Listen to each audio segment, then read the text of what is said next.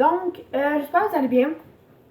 Je suis désolée de ne pas vous avoir donné des nouvelles pendant un bon bout, mais c'est juste parce que je m'avais fait confisquer mon téléphone, puis entre-temps, j'ai déménagé. Puis, j'ai eu mon téléphone le 23 juin. Je sais que ça ferait un bout que j'aurais pu filmer, sauf que je savais pas quoi faire. Je voulais vraiment faire un sujet qui m'intéressait puis que j'aimais. Donc, aujourd'hui, c'est aujourd'hui que je fais ma première vidéo que je veux en faire. Donc aujourd'hui, je vais vous parler de Aurore l'enfant martyr, puis je pense que ça va vraiment être ce genre de vidéo-là que je vais faire au courant de ma chaîne. Donc je veux dire, ça va être d'histoires de crimes, de tueurs en série, de viols, de maltraitance comme cette histoire. Donc l'histoire de Aurore l'enfant martyr. Donc si ça t'intéresse, je vais vraiment rentrer dans les détails. Donc si ça t'intéresse, si t'es un homme sensible, t'inquiète, je ne mettrai pas d'image. Ça. De toute façon, je trouve pas vraiment d'image à moins que je trouve l'ancienne maison de Aurore, tu sais. Puis comme nous au Canada, parce que ça s'est passé au Canada, c'est vraiment une des notons national, tu sais, ça s'est passé au Québec, ça s'est passé dans notre pays, donc voilà. Puis on peut même presque même plus appeler notre enfant Aurore, puisque tout le monde fait référence à celle d'Aurore, l'enfant martyr, donc. Ouais. Donc, dans le fond, Aurore est née le 31 mai 1909. Sa mère s'appelle Marianne Caron et son père Télésphore Gagnon. Puis, en 1920, on évaluait la terre de Télésphore à plus de 10 000 donc, en ce moment, ça doit coûter super cher. Ouais. Avant Aurore, il y avait eu un bébé. Il y a eu Aurore, puis après ça, il y a eu 2 autres enfants. Donc, ça faisait une famille de 4 enfants. Et c'est en 1916 que la mère de Aurore a attrapé une tuberculose. Donc, c'était à l'hôpital Robert Gifford pour cette raison. Puis, un moment donné, Télésphore Gagnon, il a demandé de l'aide à sa cousine par alliance, Marianne Hood. Marianne Hood, on la décrivait comme une jeune fille dans la trentaine. Elle avait déjà un enfant. Avant, elle en avait 6, sauf que 5 sont morts. Puis, tu sais, dans le temps, ça arrivait régulièrement que les enfants de bas âge mouraient, tu sais, parce qu'ils étaient mal nourris, tu sais, il y avait plein d'affaires. Madame Marianne Caron, excusez-moi, est morte en raison de sa tuberculose à l'hôpital Robert Gifford. Puis, Télésphore Gagnon avait besoin de faire son deuil, comme toute personne. Donc, il a envoyé ses enfants chez leurs grands-parents, dans le fond, jusqu'en 1918. Donc, 2 ans, les enfants de la famille Gagnon ont passé 2 ans chez leurs grands-parents. Puis, quand ils sont arrivés, genre j'exagère parce que quand ils sont arrivés, 2 ans là, leur père était déjà remarié, puis il y avait déjà la maman, la nouvelle femme était enceinte. Ouais. Et c'est nul autre que Marianne Hood. Je le rappelle, ils sont cousins-cousines d'alliance. Donc, tu vois le truc. Dans le fond, si tu veux les vrais mots, si tu veux savoir de quoi qu'on va parler aujourd'hui, c'est que Aurore Gagnon, a été traitée elle a été maltraitée par sa belle-mère et son père. Donc, Marianne Hood, sa belle-mère, et son père, Télésphore Gagnon. Puis la famille Gagnon habitait dans un village au Québec, c'était Fortierville. Le mariage de Marianne Hood et de Télésphore Gagnon a eu lieu un mois même pas après que les enfants soient retournés chez leur père et leur belle-mère. Et c'est à ce moment où est-ce que Télésphore et Marianne se sont mariés que le cauchemar de la petite Aurore a commencé. Comme j'ai dit tout à l'heure, Aurore, dans le fond, elle se faisait maltraiter par sa mère. Sa belle-mère, je veux dire. Puis dans le fond, on sait pas pourquoi il y avait juste elle. Mais on pense que c'est parce que Aurore, c'était celle qui ressemblait le plus à Marianne Caron, donc l'ex-femme de son mari. Et dans le fond, Marianne Hood était super jalouse de Marianne Caron, donc on pense que notre théorie, c'est à cause de ça. Ou sinon, on pense que c'est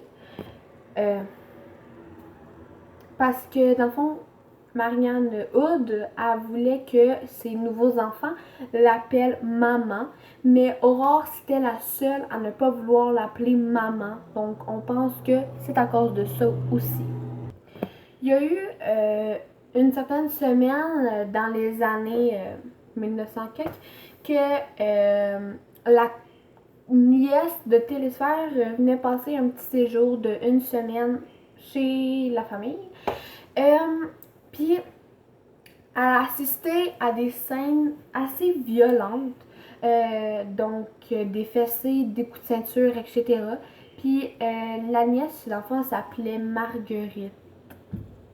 Et durant le procès en 1920, suite à la mort d'Aurore, j'y arrive, Marguerite affirme avoir vu Marianne Hood frapper Aurore avec une planche de bois ou un bâton avec une corde ou avec un rondin de cèdre. Elle a dit que, Marguerite a dit que à chaque fois Aurore pleurait, puis sa belle-mère, dans le fond, elle continuait pareil. Marguerite a aussi dit qu'Aurore c'était la seule à ne pas bien dormir, puisque tout simplement Aurore dormait sur un lit, même pas de matelas et de couverture. Donc, en plus, elle dormait dans le grenier de la maison qui était en sacré état. À un autre moment, dans son séjour, Marguerite a vu Aurore faire la vaisselle et durant tout le long où est-ce que, dans le fond, Aurore faisait la vaisselle, Marianne Hood a frappé Aurore à coups de je sais pas quoi, là, ça peut être n'importe quoi vu qu'elle est folle de même. Elle a frappé jusqu'à tout le long qu'elle faisait la vaisselle dans le fond Aurore, puis elle a dit si tu continues à pleurer, ça va faire encore plus mal. Fait, donc, j'ai pas fait les deux autres scènes parce que c'était dégueu, mais en tout, dans son séjour de une semaine, Marguerite a assisté à 4 scènes où est-ce que Aurore se faisait battre. Auréus Maillot, donc le marchand du village et aussi le juge de paix, il a dit voyons. C'est ça, fait que Horace Maillot, le marchand du village et aussi le juge de paix, a attendu en juin 1919. Il a attendu dans le fond Télésphère, puis Marianne rencontrer aux gens du village à quel point Aurore était très difficile et plus vicieuse que les autres enfants, donc il devait la battre parfois. En fait, assez régulièrement, qui ont dit. Les gens ont aussi remarqué qu'Aurore avait des blessures sur les pieds. Puis à un moment donné, Auréus, le marchand, et le juge de paix, a pris Aurore à part et lui a demandé si elle allait bien, qu'est-ce qui se passait dans la maison. Puis Aurore, elle a dit dans le fond, je joue avec les Tigagnons, puis ils m'ont fait mal, là. Les Tigagnons, j'imagine que c'était ses voisins. Donc, dans le fond, elle a dit que c'était les Tigagnons qui lui faisaient ça, sauf que non, c'était sa belle-mère et son père. Mais Auréus savait et doutait que ce n'était pas possible. C'était le seul qui s'est réveillé dans toute l'histoire. Il y a aussi un moment donné où est-ce que le petit frère d'Aurore, de 9 ans, a témoigné en cours, puis il a dit qu'il a vu son père la battre avec un fouet pour les bœufs, puis ensuite c'était avec un manche de hache, puis il a entendu Aurore pleurer puis crier pendant des heures. Du 16 septembre au 17 octobre, donc pendant un mois, Aurore a été hospitalisée à l'hôpital pour ses blessures aux pieds. En fait, c'est comme un gros abcès qui guérissait pas. Puis elle avait 6 blessures sur les pieds. Puis elle avait des bleus, des graphines, des coupures, puis partout sur le corps. Mais à l'hôpital, Ça, c'est fâchant, mais à l'hôpital, il n'y a aucun médecin qui a fait une enquête sur la famille Gagnon.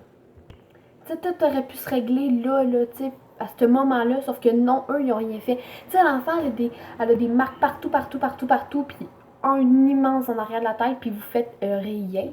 C'est vraiment niaiseux.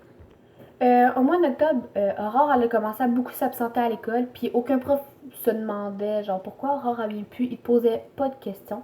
Et dans le fond, en 1919, la situation a rapidement dégénéré. À cette époque, Marianne était enceinte, et comme son frère dit, quand que Marianne, enfant, était enceinte, était vraiment plus agressive. Puis maintenant, c'était à chaque soir, Marianne ou Télésphère allait battre Aurore, soit avec un bâton ou un fouet, puis allait la battre. Mais avant d'être avec Marianne Hood, Télésphère, c'était un homme super gentil. Tous ses enfants l'aimaient, puis il était patient. C'est en novembre aussi que Marianne a commencé à brûler Aurore avec un tisonnier.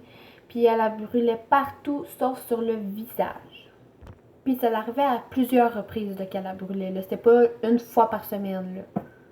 Vous vous dites sûrement en ce moment pourquoi est-ce que les autres enfants n'ont pas été dénoncés, son père puis la belle-mère. Dans le fond, c'est parce qu'eux aussi, ils avaient peur de se faire battre, fait qu'ils se taisaient, ils parlaient pas, là. À un moment donné, Marianne a décidé de couper les cheveux à Aurore.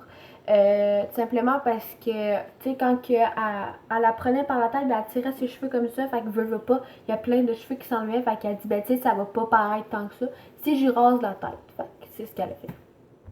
Aurore, elle mangeait plus, elle buvait plus, même que des fois, pour manger, Marianne lui apportait une pomme de terre, une patate crue, puis il dit tiens, mange. Fait qu'Aurore, elle mangeait plus, puis elle buvait plus non plus. Puis un moment donné, Marianne Hood est arrivée dans le grenier où est-ce qu'Aurore était séquestrée, puis elle disait tiens, bois ça. Puis dans le fond, c'était un plat d'eau avec du savon à lessive dedans. Puis elle était comme c'est sucré, tu vas aimer ça, puis tout. Puis Aurore, elle voulait plus, là, elle voulait pas. Un cultivateur du village s'est rendu, dans le fond, chez le juge de paix pour lui dire qu'il avait vu Aurore le 18 janvier puis qu'elle était dans une sacrée état puis qu'elle avait une grosse plaie sur la tête. Puis il a vraiment dit c'est une jeune fille se fait maltraiter, il faut faire quelque chose.